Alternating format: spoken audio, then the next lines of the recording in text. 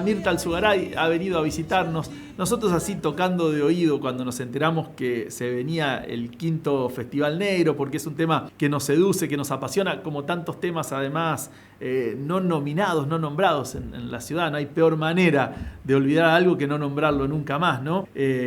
Nos interesaba saber del 5º Festival Negro. En todo caso, conocíamos del festival, pero queríamos hablar más de la negritud en este pago. El sábado a las 3 de la tarde en el anfiteatro de nuestro queridísimo Parque Garay, testigo de nuestras infancias, de La Gomera y de la Mandarina ahí escupiendo semillas frente a los viejos ombúes que ya no están, o tirándonos de los toboganes. Hemos pasado muchos años con algunos malabares truncos jugando la pelota. Y ahora ahí, está bueno que sea en ese lugar, se va a realizar el 5º Festival Negro. Vino Mirta Alzugaray a contarnos, militante de muchísimos años de la negritud, fiel a sus raíces y de la cultura también. ¿Cómo estás, Mirta? Exacto. Gracias por haber venido. ¿Cómo les va? Muy buenos días. Qué hermoso este ámbito. Bueno, Ámbito me alegro en el que cual te guste. he transitado en algún tiempo.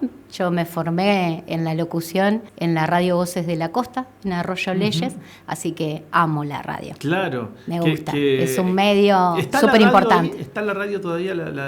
Ya no funciona. Ajá. Está ahora otra radio que pertenece a la comuna. No recuerdo bien su dial ahora, pero solamente transmite música, no tiene programas en vivo. Bueno. Así que es súper importante un medio de comunicación en una localidad tan pequeña como es Arroyo Leyes, pero que es extensa en su kilometraje, ¿no? Sí. Así que, bueno, eso. Hicimos lo que pudimos.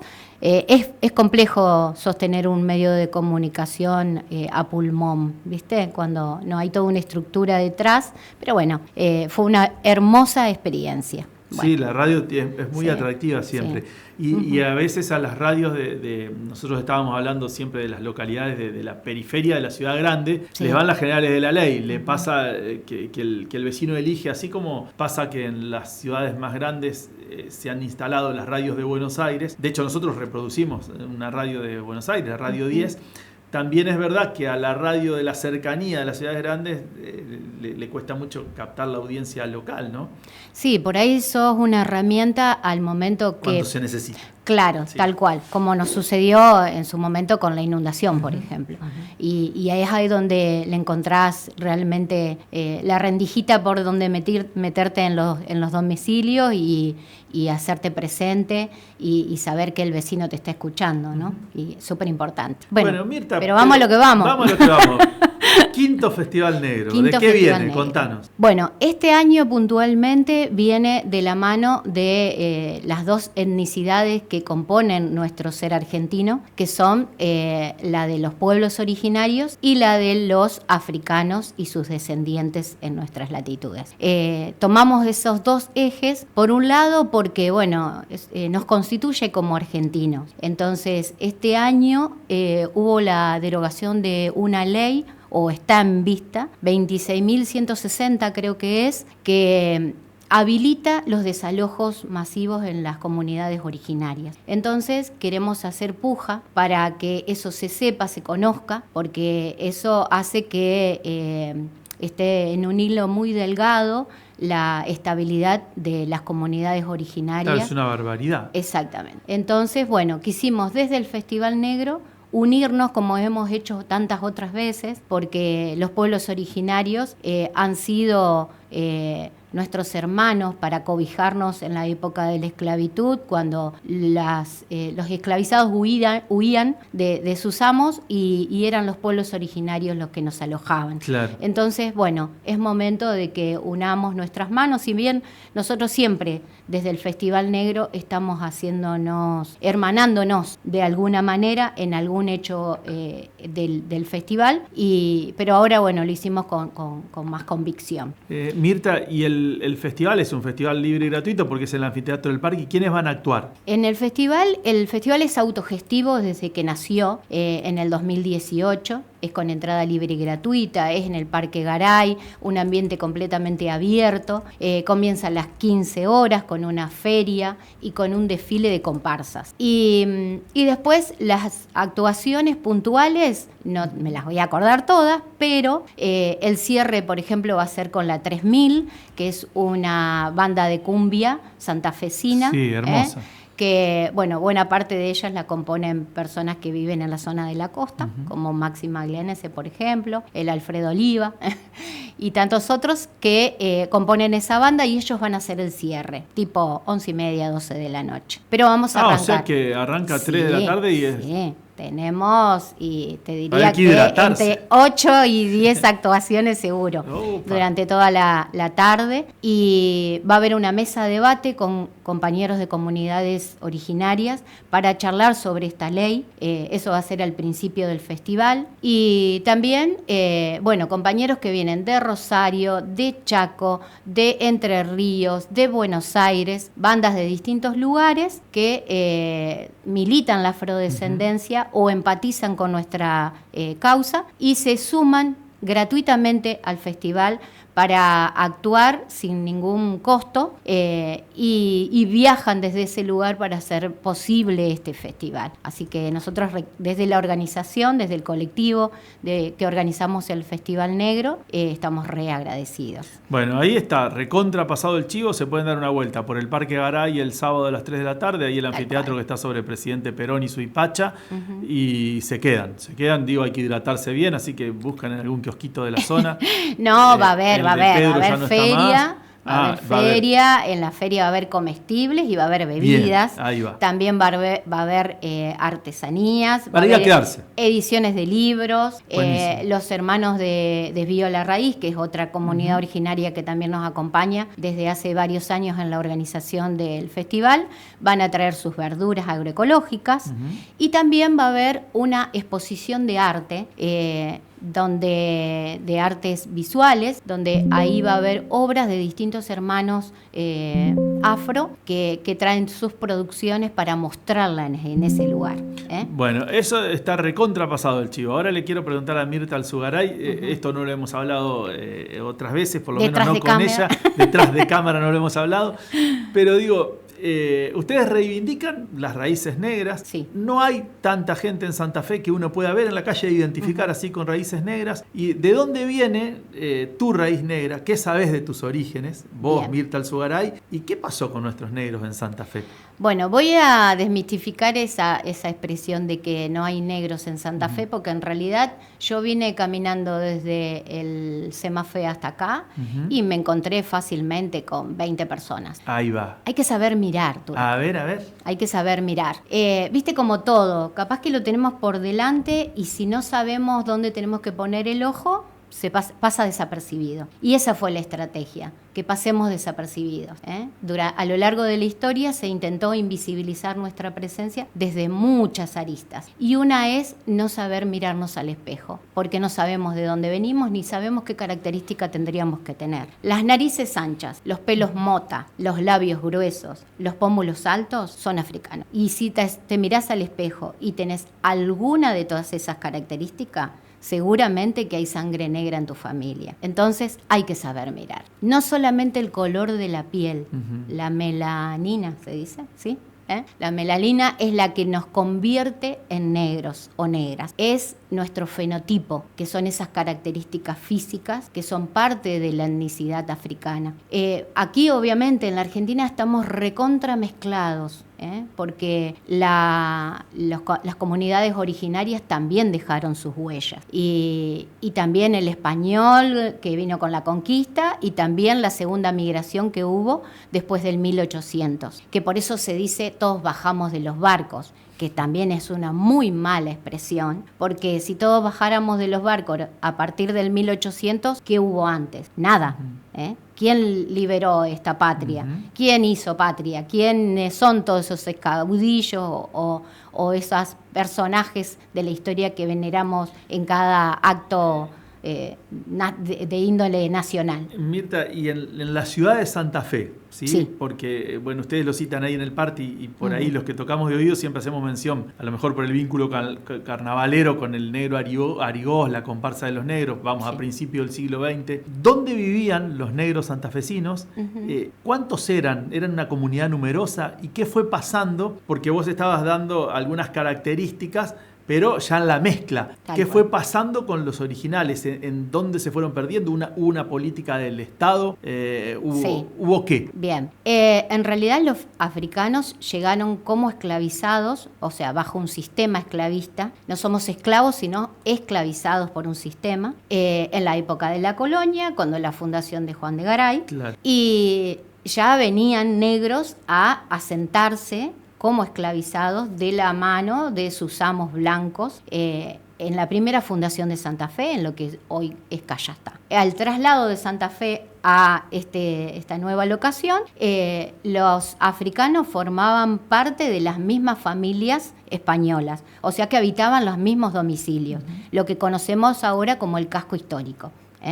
La Casa de Gobierno, el Museo Histórico, la Iglesia de San Francisco, el Museo Etnográfico. Ese era el casco histórico, y detrás de eso existían, una vez libertos, las rancherías, que es más o menos de donde está el Colegio de los Jesuitas, hacia el lado del puerto. Y todo eso era un ámbito, en la zona sur era todo un ámbito de la negritud, porque circulaban todo el tiempo. En algún momento llegaron a ser el 50% de la población. Entonces, éramos un montón. Y todo el barrio sur ha sido plagado por la negritud. El tema es que cuando la ciudad fue creciendo... ¿Año, más o menos? ¿Cuándo empieza? No, yo cero fechas. Sí. No, está bien. Pero bueno, se puede googlear, así que quien le interese lo puede buscar. Pero cuando la ciudad va creciendo, obviamente se va estirando el casco histórico, se va amplificando, y la negritud va tomando las orillas, los lugares más humildes, las riberas. Por eso lo de orilleros también, ¿no? Bueno, el Centenario, San Lorenzo, Barrio Chalé. Bueno, parezco ese discurso de las inundaciones. De Marcelo Álvarez. Bueno, entonces todos esos sectores ahora están presentes, la negritud está presente en esos lugares. O sea que la negritud se va trasladando en centro la medida hacia que el centro crece, la negritud sigue en el borde. En realidad nos van relegando a esos lugares, ¿no? Los corre al borde. Exacto, más que nada. tal cual. Y era los espacios donde podían conseguir un terreno y hacer sus viviendas, ¿no? Esos eran negros que, se podría decir, herederos de aquellos esclavos, claro, ya libres, pero no en buenas condiciones. Exactamente, sus descendientes. Los descendientes de aquellos que vinieron con convengamos Garay. Que la abolición de la esclavitud fue en 1853. Claro. Entonces, que no fue en 1813, señora. La Asamblea del 13 no fue en 1813. Lo decía en el papel. En realidad concreto, fue la libertad de vientres, porque hay como una mala interpretación de estas cosas, ¿no? La libertad de vientre lo que permitía era que los nacidos a partir de ese año fueran libres, pero sí cumplían su mayoría de edad. 20 años en los hombres, 16 años en las mujeres. Hasta tanto cumplían esa edad, recién ahí podían ser libres. Pero mientras tanto podían ser vendidos, comprados, heredados, regalados. Sigue siendo lo mismo, nada más que se tuvo que esperar 16 años en el caso de las mujeres y 20 años en el caso de los hombres a los hijos de madre esclavizada para obtener su libertad. Sí se podía conseguir la libertad en el resto de los adultos o adultas o las infancias, sí se compraba la libertad. La manumisión, dijera... En las letras de los registros. Cuando conseguían su manumisión, entonces podían ser libres o libertos, si se las daba por herencia. Bueno, hay como distintas terminologías, pero costó bastante, costó mucho. Estamos charlando con Mirta Alzugaray, por si se engancharon recién a la radio, y estamos charlando sobre esto tan apasionante que es el paso negado de la raza negra por la ciudad de Santa Fe, y cuyos vestigios encontramos, como ella decía, a cada paso, a partir de mirar mejor o de saber mirar. Te quiero preguntar por tus orígenes. ¿Cómo diste vos con tus orígenes y qué sabés de tus orígenes? Porque viste que el que dice, bueno, yo tengo raíz europea porque es más cercano, dice mi abuelo, mi bisabuelo, o mi abuelo me contó, y está lo de la ciudadanía, etcétera, etcétera. ¿Dónde buscaste tu raíz? ¿Cuándo te empezaste a interiorizar? Bien, yo nací y crecí en el barrio Centenario, populoso barrio Centenario. Ahí la negritud estaba muy presente. Yo, por ejemplo, tenía vecinos enfrente, los Pasculi, que eran el negro. Y así tantos otros, bueno, González, había un montón de familias negras en el Centenario. Los Pasculi, además, históricamente ligados con el fútbol de Colón, Pedrito Pasculi. Tal cual. Bueno, había un desconocimiento total. En la escuela jamás te hablaban de la negritud, salvo la negrita mazamorrera que vendía en los actos del 25 de mayo, o la que vendía empanada, o el velero, o el vendedor de velas. Esa era la única presencia de la negritud en nuestra historia. Entonces era muy fácil pensar de que habían desaparecido, como se instaló, y que ya no existían. Entonces vos te mirás al espejo o mirás tu color de piel, que me pasó a mí, y no entendés qué sucede. Y sobre todo porque la gran mayoría de mi familia, el 99,99, eran de piel blanca. ¿Tu familia? Mi familia. ¿Por qué? Entonces, yo torturé a mi madre, cuento esta historia siempre, a mi madre preguntándole si yo era adoptada. Y ella me decía, no. Bueno, cuando yo conocí la Casa de la Cultura Indo-Afroamericana, ahí entendí cuál era mi origen. Yo obviamente soy afrodescendiente de aquellos esclavizados, pero soy lo que le llamaban el salto para atrás. A ver, ¿cómo es eso? Después de algún par de cruces generacionales entre negros y blancos, el gen blanco siempre va comiéndose el gen negro, a diferencia de lo que se piensa comúnmente. O sea, va predominando la blanquitud sobre la negritud. Entonces se va destiñendo la raza, por decirlo de una manera así coloquial. Pero cada tanto la raza dice, hey, mirá que acá estamos, ¿eh? Y eso me pasó a mí. Yo soy la única negra de toda mi familia, mi hermano, mis primos, mis tíos, todos son blancos. Ahora, cuando conocí la Casa de la Cultura y entendí lo del fenotipo afro, los empecé a mirar. Claro, mis tíos tienen pelo mota de los dos lados, del lado de mi mamá y del lado de mi papá. Tienen narices anchas, labios gruesos, solo tienen la piel blanca, nada más. Pero el resto son afro. ¿Y pudiste bucear en los orígenes de...? Mira, Turco, eso me lo han preguntado muchas veces, yo no lo necesité. Yo pensé que era original. Yo no lo necesité, sinceramente, no necesité corroborar de dónde viene mi linaje. Me bastó mirarme al espejo para calzarme la mochila de la militancia y decir, esta incógnita que yo tuve, que me torturó durante mi infancia y mi adolescencia, también la pueden tener otras personas. Entonces me dediqué a militar mi afrodescendencia en todos los lugares donde pude. Sin que importara el pueblo de origen. No, porque en realidad yo no necesitaba mucha más corroboración que mirarme al espejo. Y aparte lo sentís. A ver, los que somos negros sentimos tambores y ya queremos salir a bailar. La sangre no es agua. Exacto. Exacto. Esto no es coca, papi, dijeran. Entonces, sinceramente no lo necesité, pero sí se puede hacer. Sí se puede hacer. Yo ya, mis viejos ya están fallecidos y tendría que entrar a remar mucho, pero sí se puede hacer. Quien le interesa puede mirar fotos del para atrás, digamos, que siempre hay alguna abuela negra, algún abuelo negro retratado que se mantuvo escondido, porque lamentablemente nos enseñaron de que no estaba bien y entonces los escondíamos. A los originarios y a los negros los escondían. Charlando como en este tipo de charlas y en entrevistas a veces con integrantes de comunidades originarias, ellos te confiesan que muchas veces hasta tienen que negarle la lengua y los orígenes a su propia descendencia, porque entienden que no los van a discriminar, que si querés van a vivir mejor. Después otra discusión que se entiende por vivir mejor. Sí. ¿A ustedes les pasa más o menos lo similar? Sí, nos pasó mucho más profundamente, porque cuando los esclavizados eran comprados, se les quitaba el nombre, se les ponía el nombre de quien los compraba. Por eso vas a encontrar muchos apellidos españoles en la negritud.